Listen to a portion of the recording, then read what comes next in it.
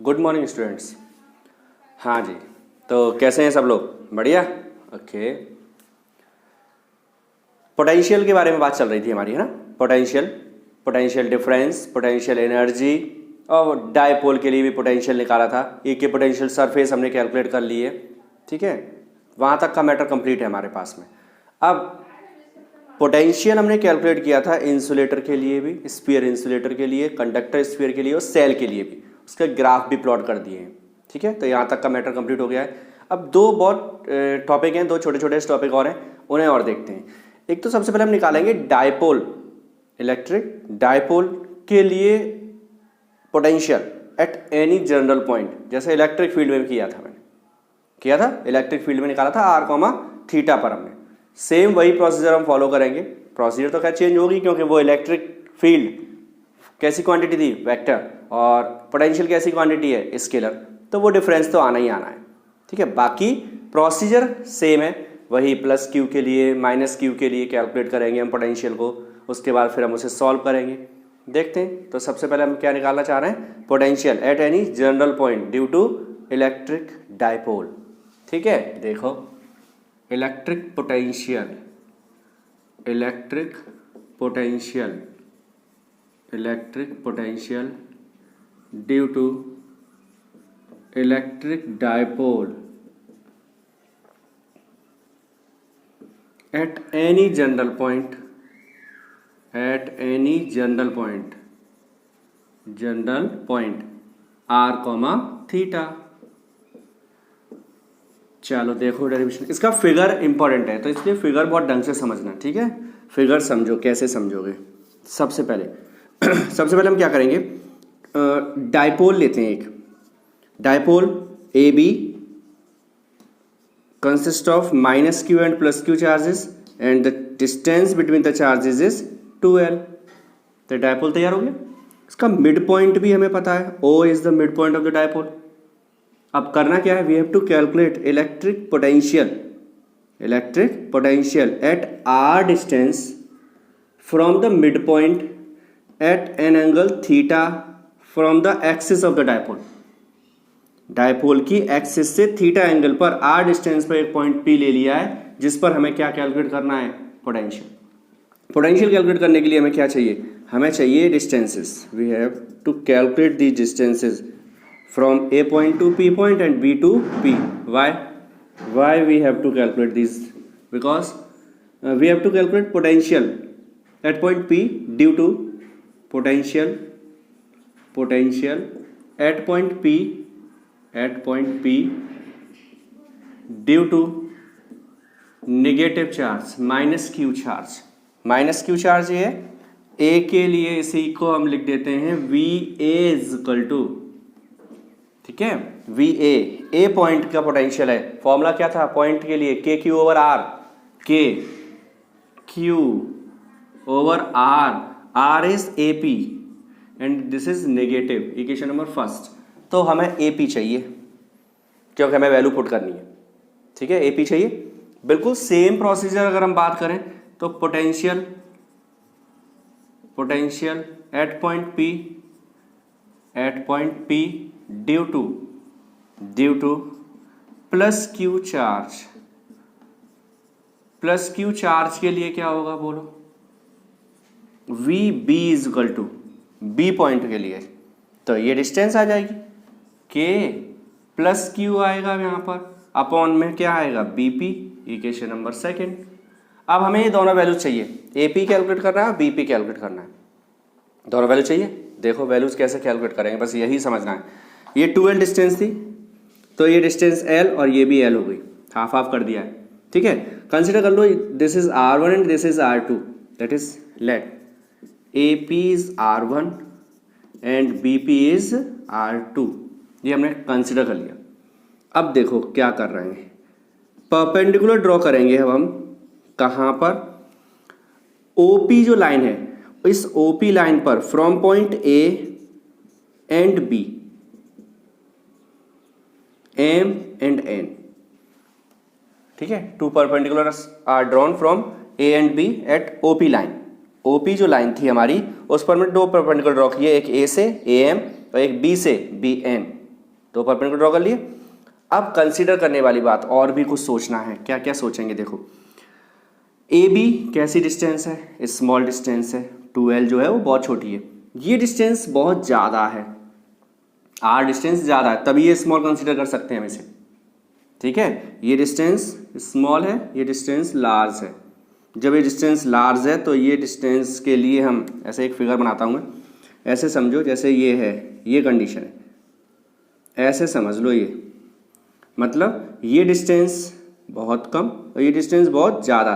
तो हम अगर बहुत कम है तो हम अप्रॉक्स ये सोच सकते हैं कि अप्रॉक्स कैसे होंगे, इक्वली होंगे। ये बहुत बड़ी डिस्टेंस है तो हम अप्रॉक्स में ये कंसिडर कर सकते हैं, सब आपस में कैसे हैं, इक्वल। इसी चीज़ को यहाँ पर फॉलो किया हमने। क्या है कि जो ए पी है वो इक्वल होगा किसके, ए पी किसके इक्वल होगा, एम पी के इक्वल होगा। थोड़ा बहुत डिफरेंस हो सकता है लेकिन वो निग्लिजिबल है, उसे हम निगलेक्ट की कंडीशन में ले सकते हैं। तो ए पी और एम पी इक्वल हो गए।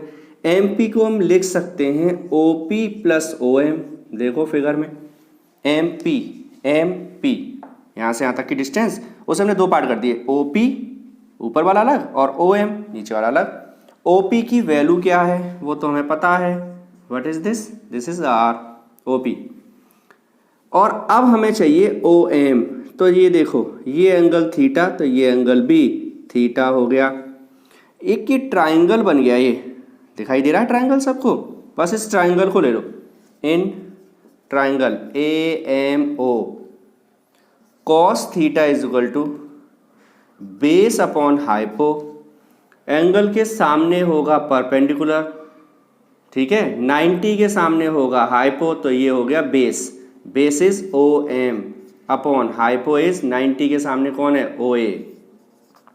तो cos theta is equal to O M upon O A कितना है, L, O M will be L cos theta, O M is L cos theta. तो ओ पी की value आ गई, O P is R, O M is L cos theta, तो ये put कर दो L cos theta. Same procedure follow करो, A P आ गया, ऐसे ही हमें क्या चाहिए, बी पी। बताओ फिगर में बी पी किसके इक्वल होगा, B P will be equal to P N, B P किसके इक्वल होगा, पी एन के इक्वल होगा, ठीक है। तो बी पी को किसके इक्वल कर देंगे, पी एन के इक्वल कर देंगे हम, B P is equal to P N, और पी एन को लिख सकते हैं O P minus O N, देख लो फिगर में पी एन ये वाली वैल्यू, ये वैल्यू किसके इक्वल होगी, पूरे में से इतना माइनस कर दो, यहां से यहां तक पूरा ले लो, उसमें से माइनस कर दो, ये बचेगा। तो पी एन चाहिए, पी एन हो गया O P minus O N. O N भी सेम ट्राइंगल है, ये थीटा, ठीक है, ये थीटा है, इसके 90 के सामने ये एल, एंगल के सामने परपेंडिकुलर, ये हाइपो, ये बेस, बेस चाहिए, बेस क्या आएगा, कॉस में ही आएगा, किस में आएगा, cos.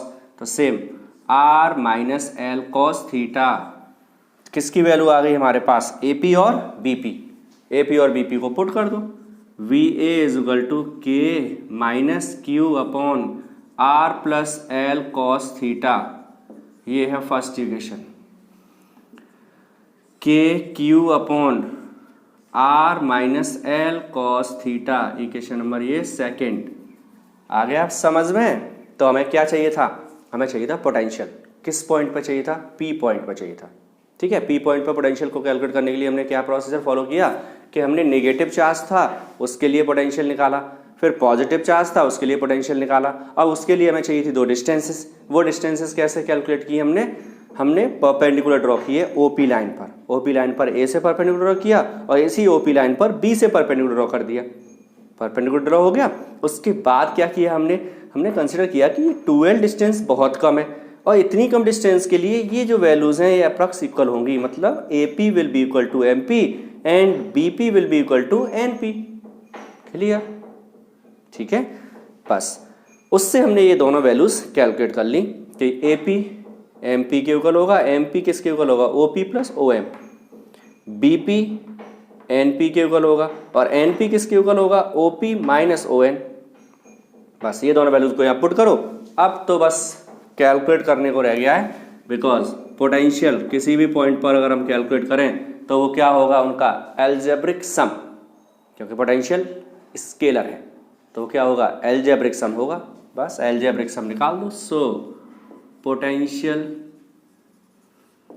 Eight point P point पर पोटेंशियल कितना होगा, Vp will be equal to Va plus Vb।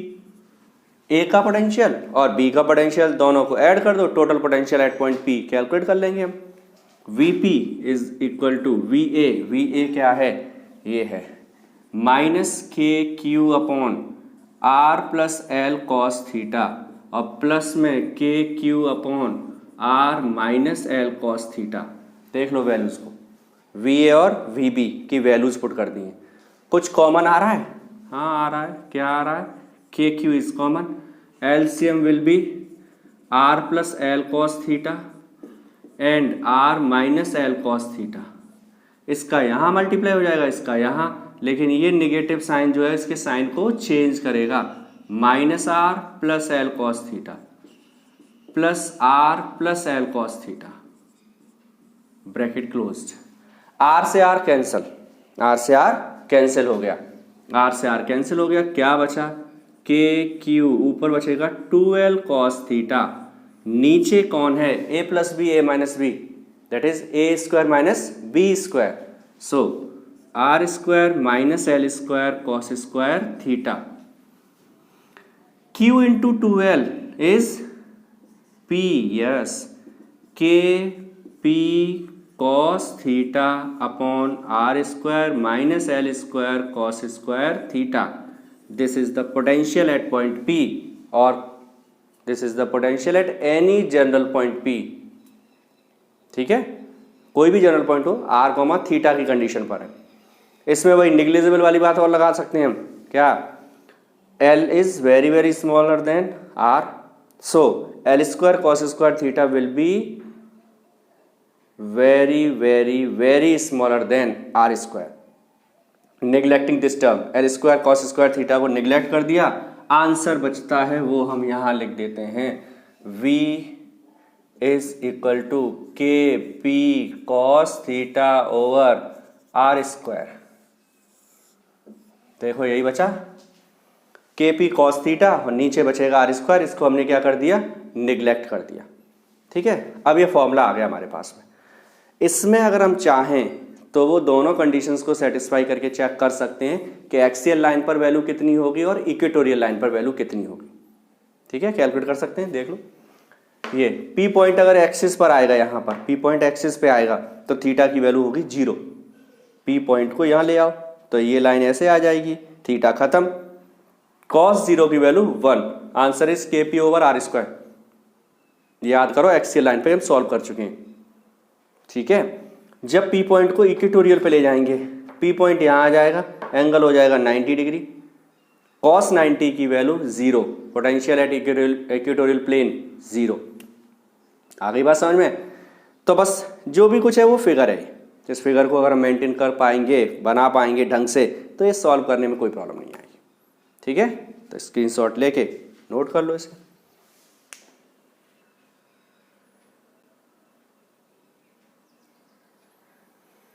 हो गया, ठीक है। हाँ, अब इसके आगे चलते हैं। छोटा सा एक टॉपिक है, बहुत छोटा सा।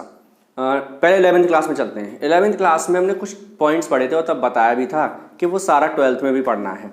ठीक है, पहला चीज़ एक हमने पढ़ा था वेलोसिटी ग्रेडियंट, एक पढ़ा था टेम्परेचर ग्रेडियंट। ये दो वर्ड्स हमने 11वीं क्लास में पढ़े थे, वेलोसिटी ग्रेडियंट और टेम्परेचर ग्रेडियंट।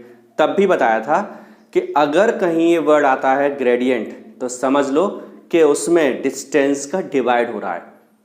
वेलोसिटी ग्रेडियंट तो dv ओवर dr या dx लिखा था हमने, temperature gradient dt upon dx। ठीक है, अब यहाँ पर फिर आ जाते हैं, अब यहाँ आ जाते हैं। अब हम वर्ड बोल रहे हैं पोटेंशियल ग्रेडियंट। पोटेंशियल ग्रेडियंट, तो पोटेंशियल ग्रेडियंट क्या होगा, वही dv ओवर dr, मतलब the change in potential with respect to distance is known as potential gradient. थोड़ा सा इसमें हम करेक्शन करते हैं और एक बोल देते हैं the maximum rate of change. Maximum word क्यों आया वो हम देखते हैं अभी आके। फिलहाल ग्रेडियंट आएगा तो हमें क्या करना होगा, डिस्टेंस का डिवाइड करना होगा। ठीक है, तो वेलोसिटी ग्रेडियंट पढ़ा था, टेम्परेचर ग्रेडियंट पढ़ा था हमने 11th क्लास में। 12th क्लास में आ गया है potential gradient. What is this? Potential gradient. तो ग्रेडियंट वर्ड आते ही तुरंत माइंड में आएगा कि इसमें डिस्टेंस का डिवाइड कर दो। ठीक है, देखो अब बात करते हैं पोटेंशियल ग्रेडियंट की। पोटेंशियल ग्रेडियंट, पोटेंशियल ग्रेडियंट को डिफाइन करेंगे तो इसमें बोल देते हैं the maximum rate of change, the maximum rate of change of potential. Potential किसके respect? With respect to distance. बस यही है पोटेंशियल ग्रेडियंट। यही क्या है? Potential gradient. तो grad V representation, V potential, grad gradient के लिए आ गया है। तो grad V is equal to होगा D V over D R. और कैसा? मैक्सिमम। इक्वेशन नंबर फर्स्ट, ये बन गई definition. Grad V potential gradient is equal to D V over D R की कैसी वैल्यू है? मैक्सिमम। डी आर डिस्टेंस हो गया, वी पोटेंशियल हो गया। पोटेंशियल में चेंज किसके रेस्पेक्ट? डिस्टेंस के, और वो भी कैसा चेंज? Maximum change. ठीक है, और आगे बोल सकते हैं तो इसमें क्या आ सकता है? पोटेंशियल कैसी क्वांटिटी है? स्केलर। तो जो चेंज वगैरह जो कुछ भी देखेंगे वो कहाँ देखेंगे? ना scalar field, in a scalar field. ये वर्ड भी यूज कर सकते हैं। We know that by definition of potential, potential की जो हमने डेफिनेशन पढ़ी थी उसमें पढ़ा था v is equal to minus infinity to R E vector dot D R vector. वही इन्फिनिटी से किसी चार्ज को जब हम लेके आएंगे तो जो वर्क करेंगे पर unit charge, that work done is stored as electric potential at that point. तो पढ़ा हुआ है ना पुराना, सही है। Potential v is equal to लिखा है, इसको हटाओ यहाँ से। इंटीग्रेशन जैसे ही हटाते हैं तो इधर क्या आएगा? d आ जाएगा। बिल्कुल सही है। D V is equal to minus E vector dot D R vector. देख लो, डी वी इधर से इंटीग्रेशन खत्म, minus E dot D R. D V is equal to minus E D R cos theta. D V is equal to minus में E D R cos theta. ठीक है, तो dv किसके equal? dv upon D R किसके equal हो गया? Minus में e cos theta. For maximum value, maximum value के लिए cos थीटा क्या होगा? 1। तो dv अपॉन डी आर की जो मैक्सिमम वैल्यू है वो किसके इक्वल होगी? माइनस e के इक्वल होगी। Equation number second. dv over D R की मैक्सिमम वैल्यू किसके इक्वल होगी? माइनस के, माइनस e के इक्वल होगी। माइनस ई के इक्वल हो गई। ठीक है, from equation first and second, from equation first and second E is equal to, और हम लिख सकते हैं grad V is equal to,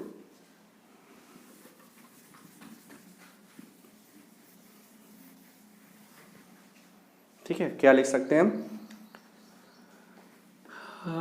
grade V is equal to minus E. देख लो, grad V D V over D R maximum के equal था, D V over D R maximum किसके इक्वल आया? माइनस के। तो ग्रेड वी किसके इक्वल हो गया? माइनस ई के इक्वल हो गया grad V. Grad V is equal to minus E.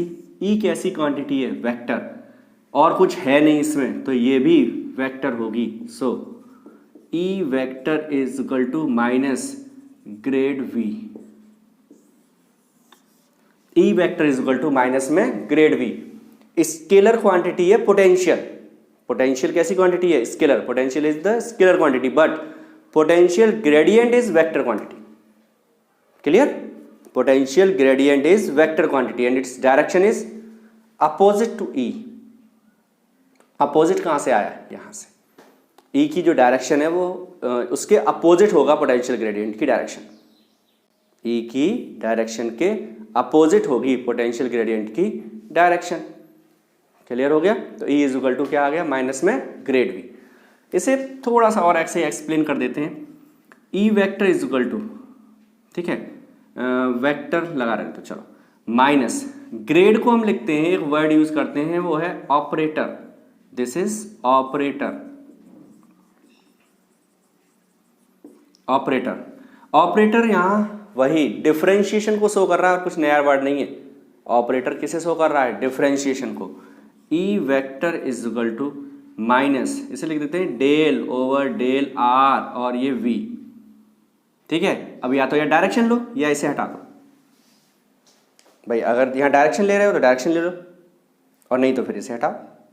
Are जो आया है 11th क्लास का, याद अगर थोड़ा सा आ जाए तो हमें याद है 11th क्लास में आर पोजीशन वेक्टर था जिसमें एक्स वाई जेड तीनों कंपोनेंट्स थे।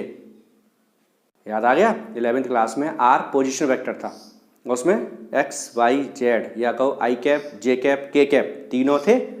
तो ये ई एक्स भी हो सकता है तो डेल ओवर डेल एक्स हो जाएगा, ये ई वाई भी हो सकता है तो डेल ओवर डेल वाई हो जाएगा ये, और ई जेड भी हो सकता है तो डेल ओवर डेल जेड भी हो सकता है। तो तीनों कंपोनेंट्स आएंगे यहाँ पर। ठीक है, तीनों कंपोनेंट्स आएंगे। क्लियर हो गया? तो पोटेंशियल ग्रेडियंट क्या है? पोटेंशियल ग्रेडियंट क्या है? तो maximum rate of change in potential with respect to distance is known as potential gradient. तो उससे हमारे पास फॉर्मूला आ गया। पोटेंशियल की डेफिनेशन से हमने एक और वैल्यू कैलकुलेट की, वो दोनों इक्वल की तो पता लगा ग्रेड वी और ई में रिलेशन ये आता है निकल के, E is equal to minus में ग्रेड वी। और पोटेंशियल ग्रेडियंट कैसी क्वांटिटी आ गई? वेक्टर। ग्रेडियंट वेक्टर क्वांटिटी है, उसकी डायरेक्शन कहाँ होगी? Opposite to electric field. Electric field के अपोजिट, इलेक्ट्रिक फील्ड के अपोजिट, जिधर इलेक्ट्रिक फील्ड होगा उसके अपोजिट डायरेक्शन में होगा ग्रेडियंट। ठीक है, मतलब चेंज होगा। अच्छा, इस बात को ऐसे समझो, ये इलेक्ट्रिक फील्ड है, ये हो गया इलेक्ट्रिक फील्ड, ये पॉइंट ए है, ये पॉइंट बी है। ठीक है, अब किस पॉइंट पर पोटेंशियल ज़्यादा होगा? पोटेंशियल किस पॉइंट पर ज़्यादा होगा, ए पर या बी पर? ए पर।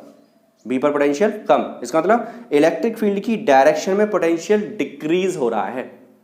इलेक्ट्रिक फील्ड की डायरेक्शन में पोटेंशियल डिक्रीज होगा। उल्टा बोलो, इलेक्ट्रिक फील्ड के अपोजिट पोटेंशियल इंक्रीज होगा।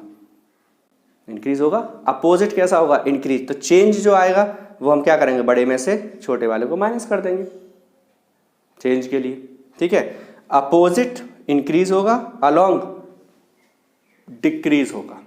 ठीक है, तो याद कर लो इस बात को कि जो इलेक्ट्रिक फील्ड होगा उस इलेक्ट्रिक फील्ड के अलोंग जैसे जैसे चलते जाओगे आगे वैसे वैसे पोटेंशियल डिक्रीज होता जाता है, और अपोजिट चलेंगे तो इंक्रीज होता हुआ चलेगा। ठीक है, एक बात और पहले बता चुके हैं, इक्विपोटेंशियल सरफेस के रिलेशन में क्या था कि जो इक्विपोटेंशियल सरफेसेस होती हैं, जहाँ इलेक्ट्रिक फील्ड ज़्यादा होगा वहाँ सरफेस पास पास होगी, जहाँ इलेक्ट्रिक फील्ड कम होगा वहाँ सरफेस दूर दूर होगी। और इक्विपोटेंशियल सरफेस के लिए एक और कंडीशन बता चुके हैं कि इक्विपोटेंशियल सरफेस के परपेंडिकुलर होगा ऑलवेज इलेक्ट्रिक फील्ड की direction. The direction of electric field will be always perpendicular to the surface of equipotential. Clear? तो ये बातें कुछ क्लियर हो गई हमारी। हाँ, इसके बाद ये पोटेंशियल हो गया। एक और काम कर सकते हो 11th क्लास से अगर हम चले तो डायमेंशंस लर्न करते रहना सबकी। ऐसा मत कर देना डायमेंशंस को ड्रॉप कर दो। तो वैसे बहुत सिंपल सा प्रोसीजर है। तो अभी तक जो टॉपिक पढ़े उन सबकी डायमेंशंस और चेक कर लेते हैं जरा। तो इसको देखो, नोट करो।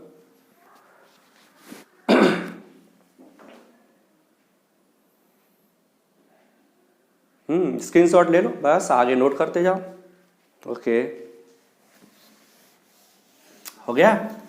ठीक है, इसके बाद आगे बढ़ते हैं और डायमेंशंस देखते हैं जरा क्या क्या डायमेंशंस आती हैं। पहले तो आती हैं वो बताओ। Dimension formula of force, force का तो फॉर्मूला में लर्न है, क्या है? mlt-2, ये तो बहुत पुराना है। Dimensional formula of charge, charge का भी याद होगा 80। नहीं याद है तो ऐसे सोचो, I is equal to Q over T, Q is equal to I T. I current, current के लिए A, T time A T. तो डायमेंशन फॉर्मूला क्या आ गया? A T. ठीक है, dimension formula of charges A T या T A, जो भी लिखना चाहो।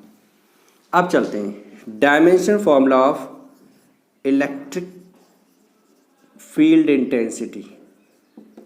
इंटेंसिटी ऑफ इलेक्ट्रिक फील्ड के लिए डायमेंशन फॉर्मूला कैलकुलेट कर रहे हैं। E is equal to formula क्या था, F over Q। Dimension formula of E will be equal to dimension formula of F mlt minus 2 and dimension formula of charge at, this is mlt minus 3a minus 1। ये आ गया हमारे पास electric field intensity का dimension formula. समझ में आ गया? तो simple सा है। दूसरा पोटेंशियल का भी निकाल देते, नहीं तो पोटेंशियल कहेगा क्या कर रहे हो भाई, हमें क्यों छोड़ दिया। हाँ बताओ, पोटेंशियल के लिए हमें डेफिनेशन चाहिए, V is equal to W over Q, यही डेफिनेशन। तो dimension formula of V will be equal to dimension formula of work upon dimension formula of charge. Dimension formula of work is ml2t minus 2, ये हो गया dimension formula of work. ठीक है, तो ये तो कुछ लर्न कर लो, फोर्स का है, वर्क का है, स्पीड है, बैलेंस एक्सीलरेशन है, ये तो याद होने चाहिए। Dimension formula of work ml2t minus 2, dimension formula of charge at, तो formula ml2t minus 3a minus 1। ये आ गया हमारे पास पोटेंशियल का। फोर्स का तो लिखा है, चाहे वो इलेक्ट्रिकल फोर्स हो, चाहे ग्रेविटेशनल फोर्स हो, कुछ भी हो, तो कूलाम फोर्स का भी यही होगा। वर्क और एनर्जी का सेम रहता है, तो इलेक्ट्रिक पोटेंशियल एनर्जी जो हमने टॉपिक पढ़ा है उसका भी यही होगा, तो वो भी चेंज नहीं होगा। ठीक है, तो नोट कर लो इसको भी, ये लो भाई स्क्रीनशॉट।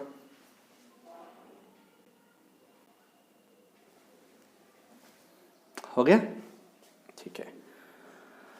हाँ, तो न्यूमेरिकल्स में मैंने कंसेप्ट में समझा दिया था एक दिन। क्या हमने 4 टॉपिक्स पढ़े हैं इस पूरे के पूरे अभी तक के प्रोसेस में। क्या क्या पढ़ा है? Electric force, electric field intensity, electric potential energy.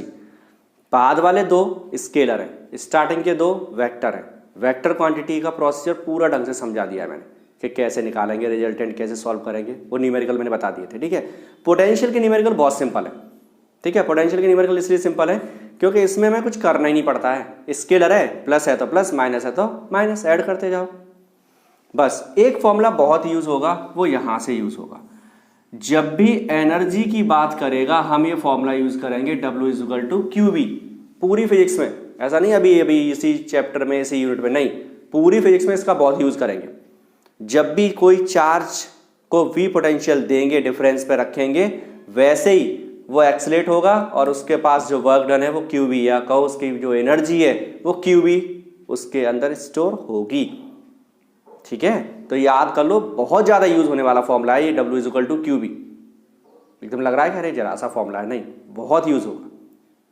ठीक है, तो W is equal to QV, मतलब अगर हमसे कहीं पूछा जाए कि इस पॉइंट पर एनर्जी बताओ, तो उस पॉइंट पर पोटेंशियल अगर कैलकुलेट कर लेंगे तो हो जाएगा काम। अगर पोटेंशियल पता लग जाए, कौन सा चार्ज लेके जा रहे हो, Q, मल्टीप्लाई करो, आंसर। उल्टा अगर हमें कहीं वर्क दे दे या एनर्जी दे दे किसी पॉइंट पे और पोटेंशियल पूछ ले तो भी निकल आएगा। तो ये फॉर्मूला बहुत ढंग से लर्न कर लो, W is equal to QV, इससे बहुत सारे क्वेश्चन सॉल्व होंगे। ठीक,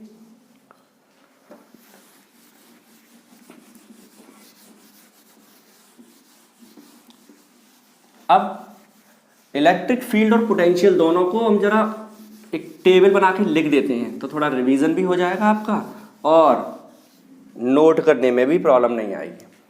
अब हम बात कर रहे हैं एक तो इलेक्ट्रिक फील्ड इंटेंसिटी की, इलेक्ट्रिक फील्ड इंटेंसिटी, और दूसरा वर्ड है हमारे पास इलेक्ट्रिक पोटेंशियल, इलेक्ट्रिक पोटेंशियल। ये दोनों के हम फॉर्मूला बहुत सारे पढ़ लिए हमने, है ना। हाँ, स्टार्टिंग से यही दोनों पढ़ रहे हैं हम। ऐसा करते हैं, इसे पार्ट में डिवाइड करते हैं। First, due two point charge, due two point charge, तो इलेक्ट्रिक फील्ड का फॉर्मूला क्या था, KQ ओवर R स्क्वायर, और इसका फॉर्मूला था KQV is equal to upon R। Point charge के लिए फॉर्मूला था। ठीक है, second, due to spherical shell, spherical shell, इसमें हमारे पास था E आउट ठीक है। एक था E आउट, क्या था, जो KQ/R² ही था, यहीं लिख देते हैं E = KQ/R²। एक था E सरफेस, उसमें आया था KQ, स्मॉल r की वैल्यू हो गई थी कैपिटल R, और थर्ड था E इन, वो कितना हो गया था 0। यही थे तीनों, ठीक है, यही तीनों थे भाई। पोटेंशियल में आ जाओ, V आउट यही था KQ/R, V surface KQ small r की जगह पर कैपिटल R, और V इन कितना था, जितना सरफेस पर था, सरफेस वाला पोटेंशियल ही V इन में आएगा। ठीक ठीक ठीक, ये हो गया कौन, ड्यू टू स्फेरिकल सेल। ठीक है, अब इसके बाद आगे बढ़ो। अब third, due to spherical conductor, या ऐसे बोलो कंडक्टर स्फीयर, ये भी यही और ये भी यही। ठीक है, ऐसे ही सेम ये नहीं लिख रहे दोबारा, क्योंकि यही का यही आना है, सेम सेम सेम सेम चलाएगा। मतलब सेल और इस कंडक्टर के दो अलग अलग डेरिवेशन है ही नहीं, वास्तव में एक ही डेरिवेशन है। सेल और कंडक्टर का दो डेरिवेशन नहीं है, एक ही डेरिवेशन है, याद रखो इस बात। फोर्थ पॉइंट पर आ जाओ भाई। Fourth, due to insulator sphere, ये सेम, तो फिर ये दोनों भी सेम। मतलब इंसुलेटर स्फीयर के लिए भी आउटसाइड और सरफेस सेम ही है, इनसाइड चेंज है। वो कितना है, याद है किसी को, E in = KQR अपॉन क्या था, 2RQ RQ, KQR upon RQ। ठीक है, ये इनसाइड हो गया। ये कल निकाला था, V in कितना था, KQ 3R² capital minus small r² upon 2RQ। ठीक है, तो ये V इन का फॉर्मूला हो गया। तो इस तरह से हम लर्न कर सकते हैं कि इतने सारे हमने इलेक्ट्रिक फील्ड और पोटेंशियल्स पढ़े हैं, वो क्या क्या होंगे। तो ये KQ/R² तो पॉइंट के लिए, आउटसाइड के लिए सेम रहेगा, सरफेस पे स्मॉल r की जगह कैपिटल R हो जाएगा, इनसाइड में दोनों जीरो, ये अलग से लर्न कर लो। V जो पोटेंशियल है वो भी आउटसाइड सेम रहेगा, सरफेस पे स्मॉल r की जगह कैपिटल R, इनसाइड में सेल और कंडक्टर में सरफेस वाला ही होगा, और इंसुलेटर में कुछ वैल्यू चेंज हो जाएगी। ठीक है, तो ये पोटेंशियल की बात होगी। ठीक, हाँ भाई, नोट कर लेंगे, तो इसमें तो कुछ है ही नहीं नया, तो सब पुराना ही था, बस इसे मैंने नोट करा दिया है आपको, जिससे थोड़ा सा स्पीड से आप देख पाएँ।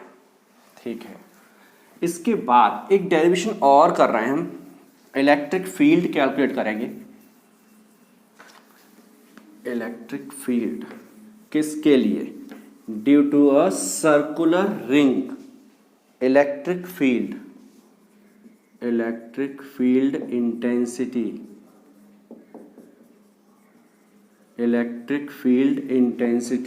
Due to circular ring. एक रिंग है हमारे पास, और वो भी उसकी कहाँ, due to circular ring at axial line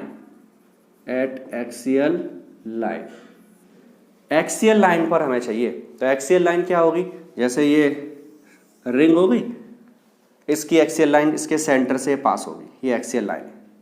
तो अब इस लाइन को हम इस पर ड्रॉ कर पाएंगे, नहीं कर पाएंगे भाई। ये लाइन खींच कहाँ से लेंगे हम, तो दिखाई कैसे देगी हमें, यहाँ से।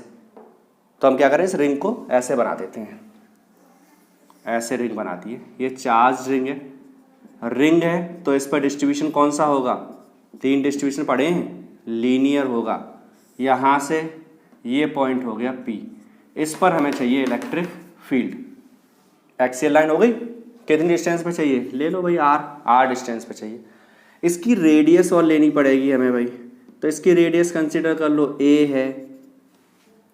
ठीक है, अब क्या है, देखो इसका प्रोसीजर समझो। अब इस पूरी रिंग के लिए हमें यहाँ पर पॉइंट P पर इलेक्ट्रिक फील्ड कैलकुलेट करना है। ठीक है, तो we have to calculate electric field at point P due to the circular ring. For this क्या करेंगे, For this, we take an elementary portion of length dl at the axis of or at the circumference of the ring. तो ring की circumference पर हमने क्या किया, एक dl length का एक एलिमेंट्री छोटा सा पोर्शन ले लिया, ठीक है. And choose another elementary portion diametrically opposite on the ring. Diametrically opposite का मतलब हो गया कि जो डायमीटर है उस डायमीटर का एक पॉइंट ये तो दूसरा यहाँ ले लो. अगर तुमने एक यहाँ लिया है तो दूसरा यहाँ ले लो, ऐसे. ठीक, डायमेट्रिकली. ठीक, क्या लेना है, अपोजिट. एक और dl, यहाँ पर चार्ज dq, यहाँ पर भी कंसिडर करो dq. चार्ज ले लिया. इस पॉजिटिव, वही पुराना वाला प्रोसीजर, क्योंकि हमने एलिमेंट्री बहुत छोटा लिया है तो पॉइंट चार्ज कंसिडर कर सकते हैं.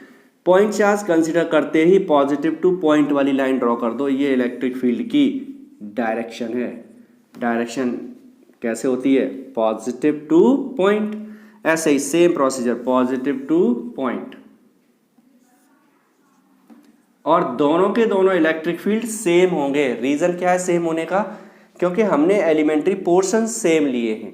यहां से यहां तक की डिस्टेंस सेम है. ये कितनी है, ये है are square plus A square. Pythagoras से आर स्क्वायर प्लस ए स्क्वायर. परपेंडिकुलर बेस का स्क्वायर ऐड करो और अंडर रूट लगा दो तो पाइथागोरस से उसका हाइपो कैलकुलेट कर लेते हैं. तो दोनों वैल्यू सेम, तो इलेक्ट्रिक फील्ड भी सेम. अब क्या है, अब हमारे पास दो एलिमेंट्री पोर्शंस आए DE and DE electric field के. हमने क्या किया, इसे थीटा कंसिडर किया तो ये वैल्यू भी थीटा हो जाएगी. ये थीटा है तो ये भी थीटा ही होगा. रीजन, ये दोनों ट्राइंगल सेम है, सिमिलर ट्राइंगल्स हैं. आर कॉमन है, ए ये भी है, ए ये भी है, ये साइड, ये एंगल सब सेम ही सेम है. तो फिर ये एंगल भी सेम होगा. जब ये एंगल सेम हो जाएगा तो ये थीटा हो जाएगा. देन हम क्या करेंगे, डीई के कंपोनेंट्स ब्रेक कर देंगे. तो डीई के कंपोनेंट्स ब्रेक करो. एंगल वाला कंपोनेंट किस में आता है, कॉस में. DE cos theta. इसका perpendicular component dE sine theta. ऐसे इसके कंपोनेंट्स ब्रेक कर दो. ये हो गया डीई कॉस थीटा और इधर आएगा DE sine theta. DE sine theta एक दूसरे को कैंसिल कर देंगे because they are in opposite direction. Opposite direction में होने की वजह से कैंसिल हो जाएंगे. And DE cos theta and DE cos theta will give resultant because they are in same direction. तो सेम डायरेक्शन में होने से रिजल्टेंट देंगे. लेकिन ये दो ही नहीं है, बहुत सारे हैं. अभी तुम्हें दो दिख रहे हैं, हमने अभी दो एलिमेंट्री पोर्शन से तो लिए हैं, एक ये. अभी एक यहाँ लेंगे, एक यहाँ लेंगे, तो ऐसे ही दो कंपोनेंट्स और आ जाएंगे. फिर एक यहाँ लेंगे, फिर एक यहाँ लेंगे. Elementary portions diametrically opposite portions लेते जाओ तो क्या होगा, ये वाले कंपोनेंट्स कैंसिल होते चले जाएंगे और ये वाले कंपोनेंट्स ऐड होते जाएंगे. ठीक है, जब ऐड होते जाएंगे तो रिजल्टेंट वैल्यू क्या आएगी. So electric field at point P E is equal to होगा इंटीग्रेशन में डी ई कॉस थीटा. ये है total field at point P. ये बात समझ में आ गई. दो पोर्शंस हमने कंसिडर किए, उनसे हमारे पास ये टू कंपोनेंट्स आए. ये दोनों कंपोनेंट्स कैंसिल हो गए, ये ऐड हो गए. लेकिन ऐसे अभी एलिमेंट्री बहुत सारे होंगे इस पूरे रिंग पर. जब बहुत सारे एलिमेंट्री पोर्शंस होंगे तो उन सब के लिए कंपोनेंट्स भी बहुत सारे आएंगे. कितने आएंगे पता नहीं, अनकाउंटेबल. जब भी आ जाए तभी हम किसका यूज करते हैं, इंटीग्रेशन का. तो integration D cos theta. E is equal to D की value K Q upon R square. K Q कौन है, D Q upon R square क्या है, are square plus A square का रूट और इसका होल स्क्वायर ये है. तो ये बचा के D Q upon R square plus ए स्क्वायर. अंडर खत्म. किसकी वैल्यू है, डी की. दूसरा हमें क्या चाहिए, कॉस थीटा. कॉस थीटा क्या है, कॉस क्या होता है, base over hypo. Pandit Badri Prasad से याद करो. बेस कौन है इसमें, आर. हाइपो क्या है ये, तो ये है आर अपॉन अंडर रूट में आर स्क्वायर प्लस ए स्क्वायर. वैल्यू पुट कर दो. इंटीग्रेशन डी की वैल्यू ये है K D Q upon R square plus ए square into R upon R square plus ए स्क्वायर का रूट. किसके रेस्पेक्ट इंटीग्रेशन हो रहा है, क्यू के, बाकी तो फिर कांस्टेंट है। भाई हम चार्ज कम दें चाहे ज़्यादा दें, इसकी शेप साइज थोड़ी चेंज हो जाएगी, रेडियस और वो कुछ चेंज नहीं होने वाला है। तो क्या होगा के आर नीचे आर स्क्वायर प्लस ए स्क्वायर होल पावर 3/2, 1 ये और हाफ ये 3/2, और अंदर कौन बचा d q. E is equal to आ गया के क्यू आर अपॉन, ये हो गया टोटल चार्ज। अगर if total charge given on the ring is q then d q will be q r square plus A square whole power 3/2। ये आ गया result हमारा। अगर बाई चांस कंसीडर करें, अगर हम हो सकता है हमें टोटल चार्ज न दे और ये बोल दे रिंग की density, linear charge density lambda है, तो हम क्या करेंगे, यहीं लैम्डा इज इक्वल टू लगाएंगे d q over d l, और d q will be equal to lambda d l. इस वैल्यू को यहाँ पर हम पुट कर देंगे। लैम्डा कांस्टेंट होगा, वो बाहर निकल आएगा। डी एल का मतलब होगा इसका सरकमफ्रेंस, और वो क्या होगा 2πa, उसे पुट कर देंगे। तो दो वैल्यूज हो सकती हैं। अगर टोटल चार्ज गिवन है तो डी क्यू को क्यू लिख दो। टोटल चार्ज नहीं दिया, उसने बोल दिया कि टोटल चार्ज नहीं है भाई, इसकी डेंसिटी है लैम्डा, तो ठीक है भाई, हमें क्या है जो आप बोलो वही सही। डी क्यू की वैल्यू हो गई lambda d L, D L की वैल्यू क्या होगी सरकमफ्रेंस ऑफ द रिंग, तो इलेक्ट्रिक फील्ड कैलकुलेट होगा। क्लियर? तो ये वैल्यूज हमने कैलकुलेट कर ली। ठीक है, ले लो भाई स्क्रीनशॉट इसका भी।